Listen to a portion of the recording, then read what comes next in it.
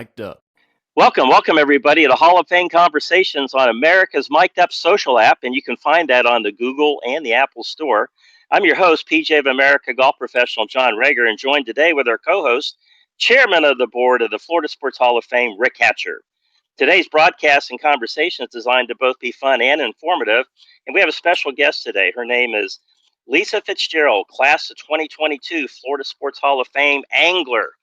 Her 30-year career holds many highlights, including the Screamin Reels and High Heels Angler Team, the first woman to be named Sportsman of the Year, and her legendary reputation as the Queen of Conservation. So with that, welcome, Leiza, to Hall of Fame Conversations. Well, thank you, and thanks, Rick and PJ, for having me here. It's exciting. I have to tell you. Love being a part of the Florida Sports Hall of Fame and being able to do so many good works for the sport of fishing. Well, one of the unique things, obviously, is because you've been so involved with women's fishing. Do you call it angling, or just is it? What would you call it? Fishing? Is it called angling, or is you call it fishing? People call us anglers, fishermen, fisherwomen. I consider myself an angler. Nondescript as far as, because a fish does not know who is holding the rod and reel on the other end. So we are anglers. It's a lot like golf. That golf ball has no idea who's hitting it. So That's right. That's great. So tell us a little bit about your background. How'd you get involved with angling? So I actually had a career in the finance industry, and it required a lot of stress and a lot of pressure. And there were just so many things going on, a lot of travel. I grew up fishing with my father in the Florida Keys. My first job was catching bait and selling bait in the Florida Keys. So, I had a propensity for enjoying the sport. I loved fishing. We lived on a lake. My dad would take me fishing with him all the time. I'd wake up early just to spend time with him, and which was going fishing.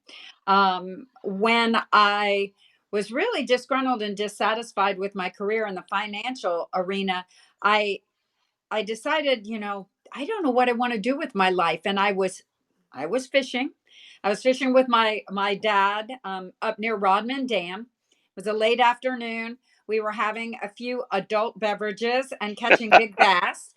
And, I told my dad, I said, Dad, I'm really unhappy with my career and I want to make a change. And he said, well, what do you want to do? And I said, oh, geez, Dad, I don't know. I wish I could make a living out of drinking beer and catching fish. And he said, well, you're a smart woman. Figure it out. And so I figured out the catching fish part of it. But I switched from drinking beer to drinking rum. So, I've kind of got it down to a science, I believe. Well, that's absolutely fantastic. I'll tell you what, our listeners out there, when they hear that you got a job, make your job fishing and drinking, man, I tell you what, you got it made, but I'm sure it's a little harder halfway to get there. More fishing than actually drinking. But, the thing that I loved about when I began fishing, there were 20 some odd years ago, back in 1999, I believe it was, is when I got my captain's license. And I started fishing.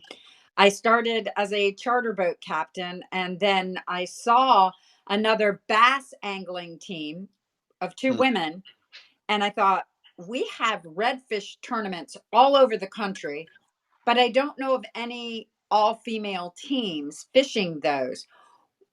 With my marketing background, I thought, I can put together a really great team and really start getting women engaged in the sport. And that's what we did. We started fishing. The name of our team was Screamin Reels and High Heels. And we just, we really were able to acquire some really great sponsors and partners.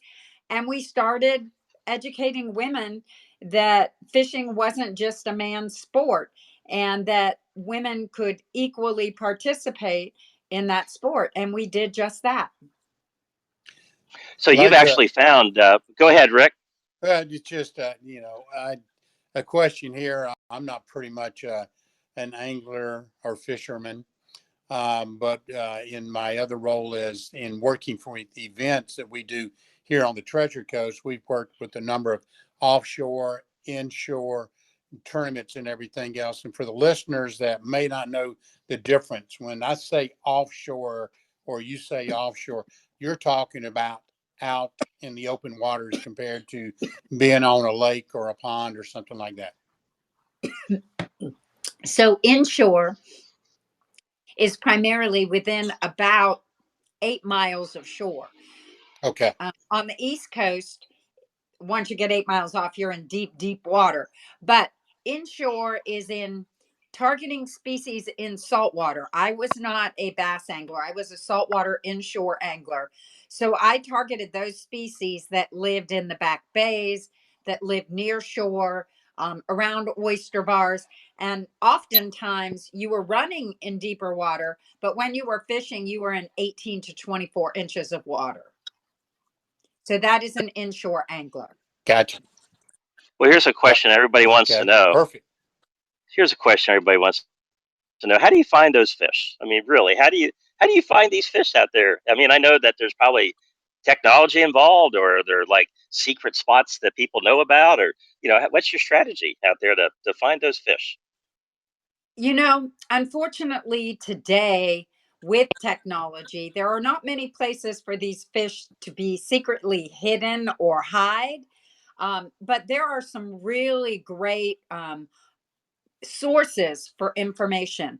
When I first started fishing, I did a lot of research and based on science, based on what the fish ate, the tidal movements, the moon phases, the barometer, where these fish would travels areas.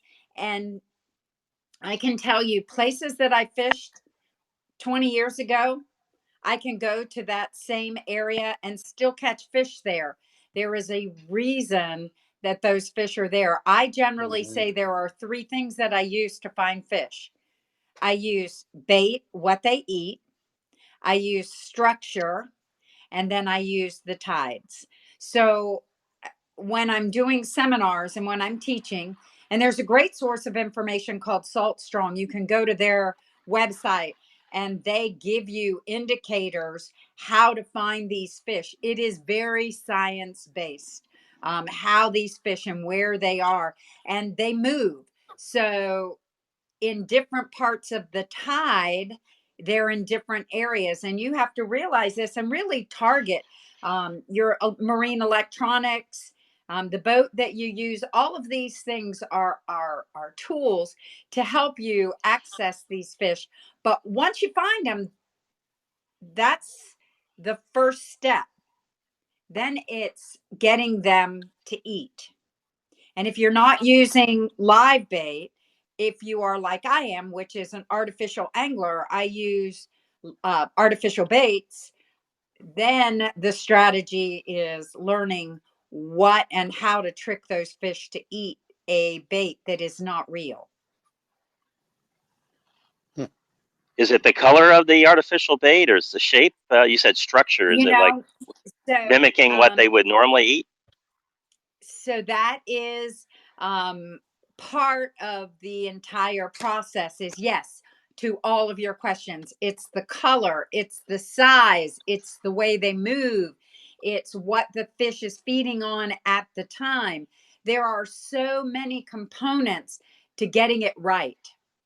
And you have to, there's an old adage that I use when I do seminars: match the hatch.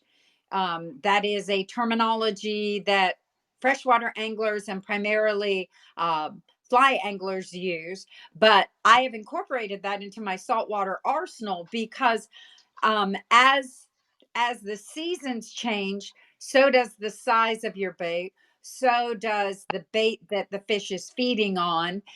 There are so many different almost phases that a fish goes through in their feeding. You'll find the that and the species that I target most often is redfish. Their predominant food or forage food are crustaceans that live on oyster bars and in hard structure in mangroves. But when there is a lot of other baits like small thread fins or small minnow or small greenbacks, menhaden, small baits, then they feed on those types of baits and small mullet. So then you can trick them into believing that a small soft plastic is something that they would eat. So there are so many facets to getting a fish to eat. But for me, I go back to really, I have basic baits and I use just simplistic, very simple baits, and I seem to do very well with that. And scent. People forget on an artificial bait, you can apply a scent to an artificial bait and trick a fish into believing that it is what he normally would eat. That's just absolutely fantastic. My mom always would tell me, that takes a long time to learn things, and she would go, "Hey, see that person over there? They're a 20-year overnight success," meaning that yeah, they look like they're an overnight success, but it took them 20 years last night to get there. How in the world did you learn this? I mean, it's not. Did you go to school, or did you just start learning on your own, or learn this from other anglers? How in the world did you pick up all this information and learn it and then become successful applying it? So I will tell you that as with anything, you have to have mentors. You have to do your research. It is researching areas. If you're on the east coast of Florida, it's a different dynamics than on the west coast of Florida. So it took a lot of research. It took a lot of practice, as with any sport. You get your education and then you practice, you practice, you practice, and you find what works for you and you adapt. If one color's not working, you change out to another color.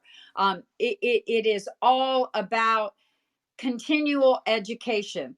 And if you think that you've learned it and you know everything, someone will teach you something. I find that what I like to do is go to those who are the best in the industry. I learned from one of the best redfish anglers in the country, Captain Jeffrey Page out of Sarasota.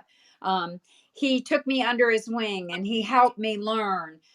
I've learned from so many great anglers. You've got Ladies Let's Go Fishing that brings in educational captains to teach you, and you learn from these people and you apply what you've learned and be willing to have an open mind.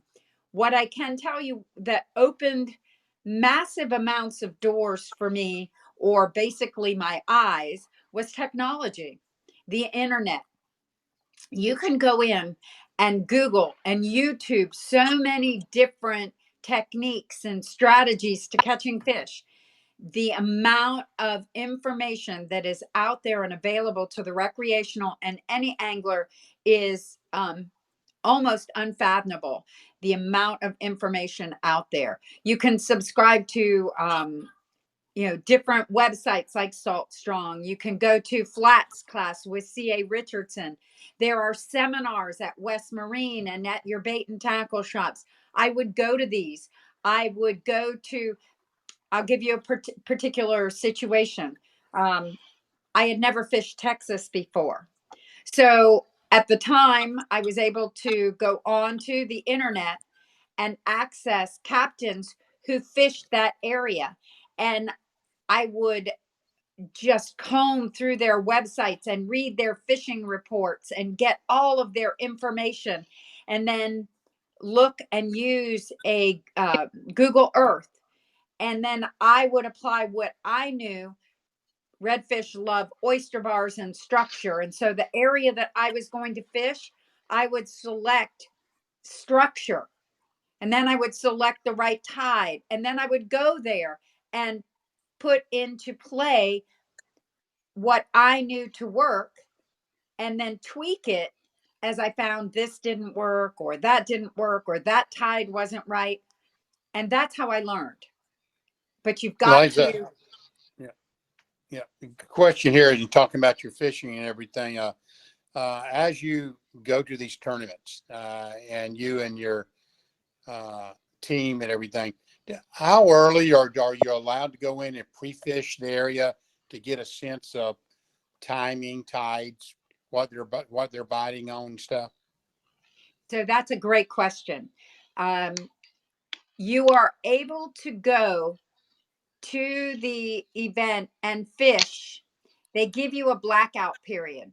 So you have 1 week prior to the tournament that you can Okay. be at the event. But they also then block you out. So you can only go 1 week prior, but then 2 months. They cut you off 2 months prior.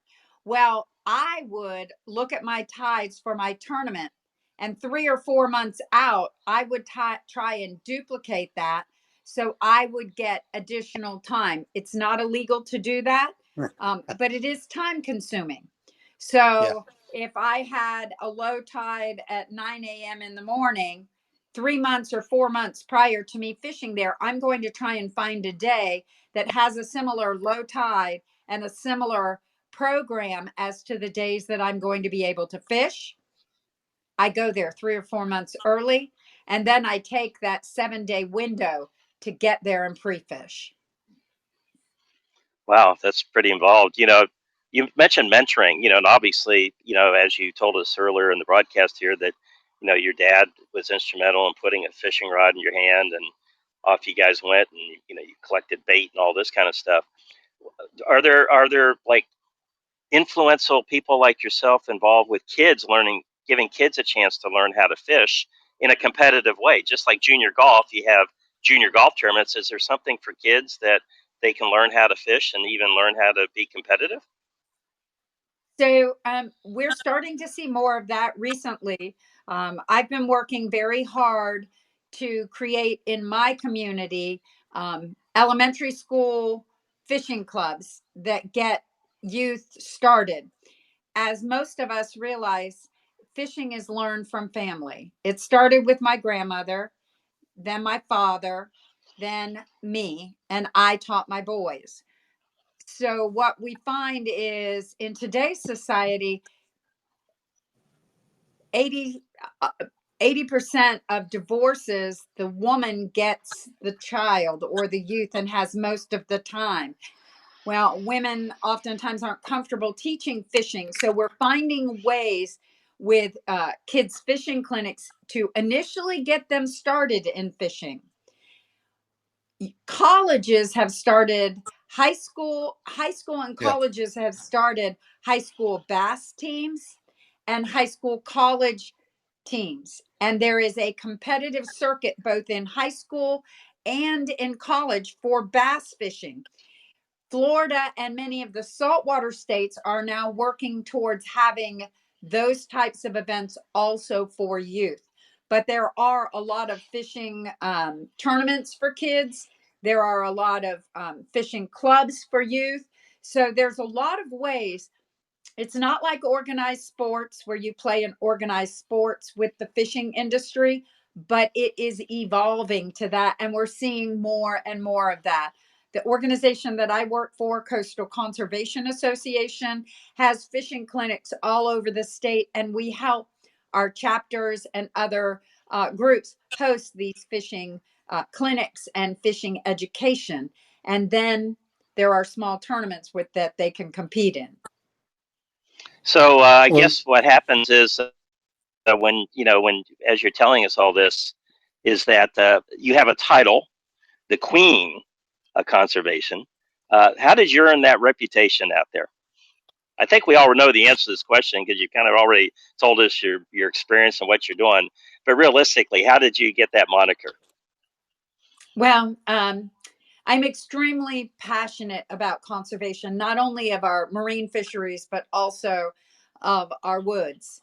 And so I've been very engaged with Coastal Conservation Association for over 23 years, donating when I was a captain, my fishing trips, donating to Ducks Unlimited, National Wild Turkey Federation, and very involved with those organizations. As I continued to support these organizations, I went to work for Coastal Conservation Association almost 10 years ago. And I was so passionate about the conservation of species, the cleanup of our waterways, and everything that I did, both personally and professionally, revolved around conservation. I started working to change fishing tournaments from kill tournaments to bringing in your fish alive to doing catch photo release tournaments. We implemented huge trash cleanups.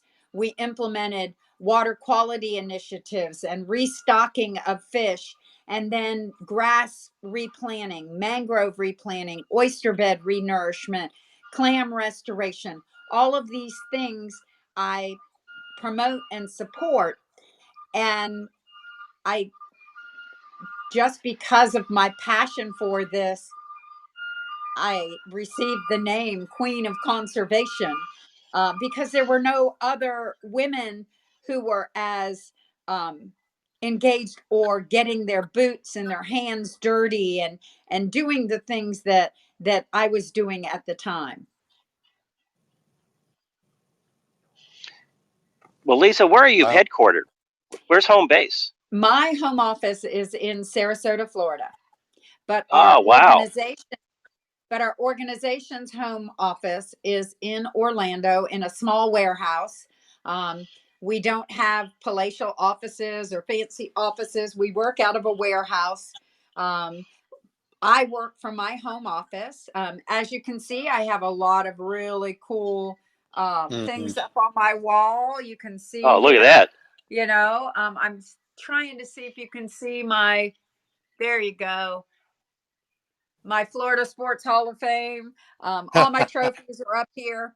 But I have to tell you, the biggest honor for me in being indoctrinated into the Florida Sports Hall of Fame is that I won tournaments and I've won a lot of awards.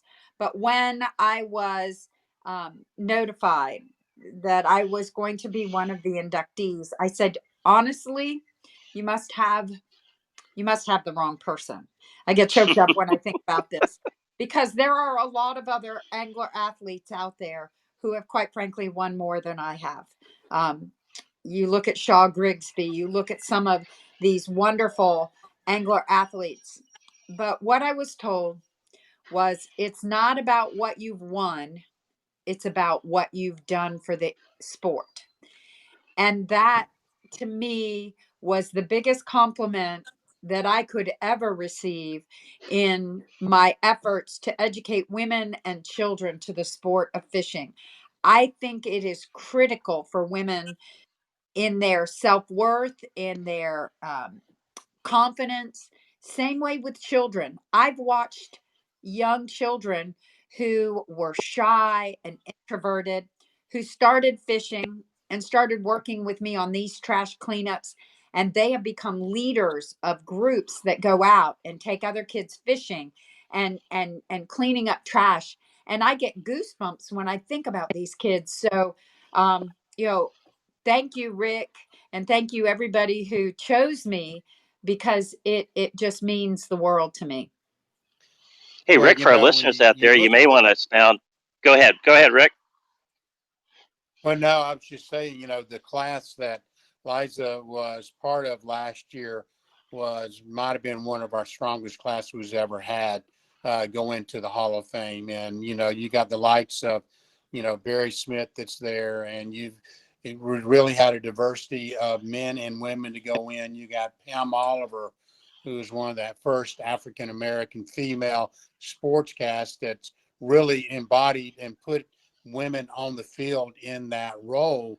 And you can see exactly your role and what you're doing in conservation and with the fishing industry.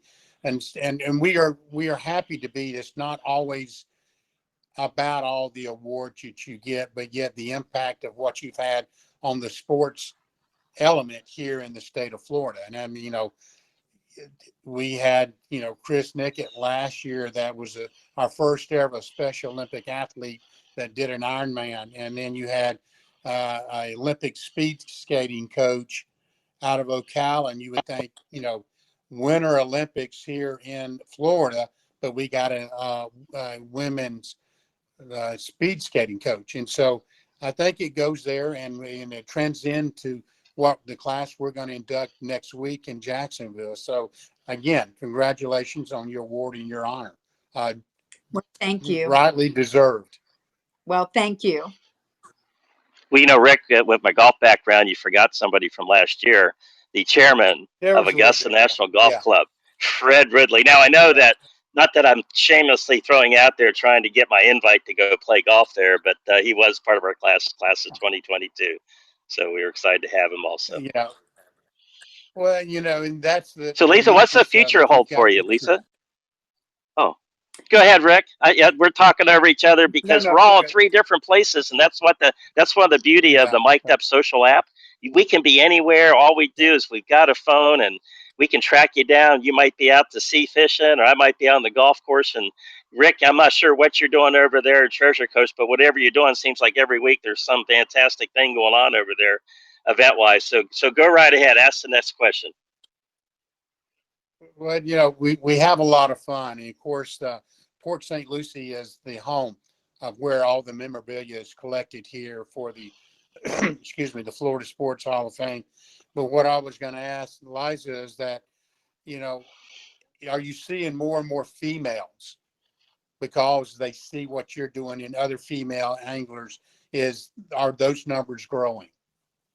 So I daily I get people reaching out to me, and women who are just so want to be engaged in the sport and figure out how to get involved. And I have myself mentored a lot of women in fishing. But I will tell you, this past year, every year I attend the ICAST, which is a large. It's the largest congregation of angling industry professionals. And this year and last year, the entire focus and the growth of the industry was rested on the shoulders of women. They said it's the fastest growing segment of the market. We're the purchasers. We're growing by 40%, and the industry, which is the American Sportfish Association, encouraged industry leaders and industry organizations, manufacturers, to focus on bringing women into the sport. And I can tell you, one of the coolest things, and really that has allowed more and more women the introduction to fishing, is in the past, it has been a challenge for women based on finances, because a boat is very, very expensive. But with kayaks, paddle boards, and other means of getting access to the water, we are finding more and more women getting into the sport of fishing. The largest segment of the kayak industry right now are women growing and purchasing and getting out on the water. And the groups, I speak to at least 14 different groups throughout the state of Florida that are all women fishing clubs. Nature Coast Lady Anglers, the Lady Anglers on the East Coast. Key West has several different lady angler clubs. And it is really amazing. And more tournaments are recognizing that women are interested in participating in the sport as an athlete, and they're providing more incentives.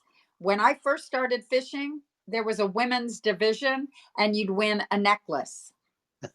Well, I love jewelry, but a necklace and a $25,000 cash prize for first place male angler, that's a big difference. That happened to you? Oh, I mean, you mean the guy got 25 grand and you got a necklace? And I got a necklace. Oh, boy. I'm telling you that is the reason that I started fishing in the other segment. I didn't enter my fish in the women's division. I would enter my fish in the open division. Yeah. Mm-hmm. Several times I actually was told, no, your fish has to be entered in the first place winner, but my fish had to go into the women's division because I was a female. Well, I protested. Sometimes I'd win, sometimes I didn't. But I will tell you, it has come full circle. And now women have the ability to directly compete in those other divisions as well, not just a segmented division for women. Well, if you really look at it, there's what would be the difference? The first thing you talked about on the show, it's the fish doesn't know if it's a male or female fishing. It's you're getting caught by an angler, and it seems like at that particular point, uh, unless you're trying to wrestle one of those big sailfishes out there in the middle of the ocean for 4.5 hours. I don't know. It doesn't seem like there's would be much difference between a male or female angler when it comes to catching a fish. If we can physically compete, like I fished many of the tarpon tournaments. My largest tarpon was 198 pounds. I was able Holy to best smokes! I was able to best that fish in 31 minutes. I Hmm. got the fish up to the boat. We leadered it. We measured it. We girthed it. We lengthed it. We did everything, and we released that fish. Now I will tell you, the male angler that had a fish as large as mine bested that fish in 17 minutes. So there is a difference in strength. But if we're willing to compete, just like golf, if we're willing to have the same rules apply to us as to the male counterpart, then there should be no reason women can't participate in the same divisions and after the same prizes. Well, that's actually Yeah. happened in our association, the PGA of America. We actually have in our PGA section, which is the North Florida section. Sarasota is actually part of it. Comprises 42 counties and about 1,000 golf courses, and we have male and female PGA golf professionals. And actually, our section champion is a female. We play slightly different sets of tees, but I can tell you the average golfer doesn't want to go play our club pros, our female club pros from the front tees, because they'll just get dusted out there. And but yet it's common now. It's not a big deal. We had a female president of the PGA of America, Susie Whaley, not too long ago. So I can get that. Golf's a conducive sport to that, as long as you adjust for tees and things like that to make it equitable, so everybody's hitting it from the same distance. But in fishing, that's really impressive there, as being able to fish in an open division Yeah. like that and keep up. So, Lisa, what's the future hold for you?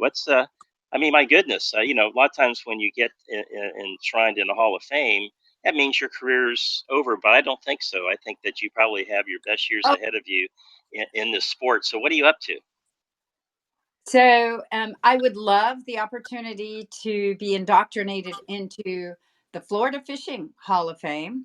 I'm working towards that. I don't know what their qualifications are. I started looking into that. But I work with the International Women's Fishing Association. I fish a lot of tournaments. I really want to work towards a greater conservation platform with our organization. We've been working with the Indian River Clam Restoration Project in the Indian River Lagoon. Rick, over on your coast, that lagoon system was almost near collapse. And we've been Yep. able to bring that back, our organization and many of the partners that we work with, in replanting clams, restocking redfish, restocking oysters, seagrass restoration, water clarity, education to our municipalities on things that have to happen, changing the way that we fertilize, where we fertilize, the fertilizer that we use, the way that our sewer and septic work, how we plan for these catastrophic storms that come through. And instead of dumping millions of gallons of untreated sewage into our estuaries, we have to find other ways to prepare for these massive storms. So there's a lot in the future for me, in the way of conservation and fishing. Um, I love the ability to go and speak to fishing clubs. I do about 50 to 60 speaking engagements a year, speaking all over the state of Florida to the conservation and our fisheries. And I want to look at finding a way to really bring this recreational angler that loves to fill the freezer full of fish to understanding that if you only take what you can consume the day that you fish, guess what you get to do again? Go fish again. You get to go Get again. out of the house. So if we pay attention to that and Yeah. catch and release, because I can tell you some of the areas that I fish, I'll catch the same fish 2 or 3 times. And if Wow. we're Really? keeping every fish that we catch, that fish is not having the opportunity. Just like I'm an educator, a school of fish takes on smaller fish and they educate those fish to travel patterns, to consumption patterns, to prey, to being prey. There's so many things. So we want to continue to let those larger fish grow up to be spawning fish and to reproduce. And this is where I think I'm going to continue with the Queen of Conservation and hopefully move into a greater role in the conservation initiatives that we see the state of Florida and our entire country doing. Well, I thought you were going to tell me that the education of the big fish, the little fish, was the big fish was going to tell the little fish, don't keep getting caught like I'm getting caught. Here's what you do to avoid this. Well, there are so many ways. One of the biggest concerns with our water quality currently, not only just septic and sewage, but is our trash levels and the microplastics that are in the water, the plastics that are consumed by our fish, from our crustaceans all the way up to the actual species of fish. So there is so much education that needs to be done. And I'm working and seeing more organizations moving towards classes in high school and middle school that will teach our youth conservation measures, not only just for our marine fisheries, because Florida is, by the way,